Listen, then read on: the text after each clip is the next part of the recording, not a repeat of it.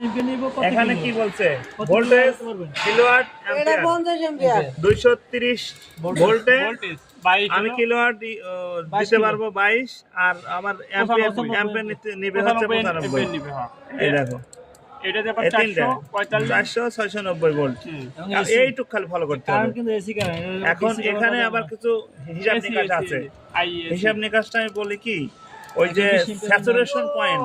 saturation point গেলে অথবা সেই ইলেকট্রনিক্সে যাওয়া লাগবে যে এটা কত যাওয়ার পরে ব্রেকডাউন করবে ওটা অনেক তলের হিসাবে এই যে নিচে দেওয়া আছে ওইটা তলের হিসাব ওইটা বুঝতে এইটুক বুঝলেই এই কার্ডটা দিলে যে কত এম্পিয়ার কত কারেন্ট দিচ্ছে আমার এইটা ফলো করতে হবে এইটা নেম প্লেট আছে এই যে এই নেম প্লেট আছে তুমি কি সেটিং দিবা কানেকশন করবে ভাই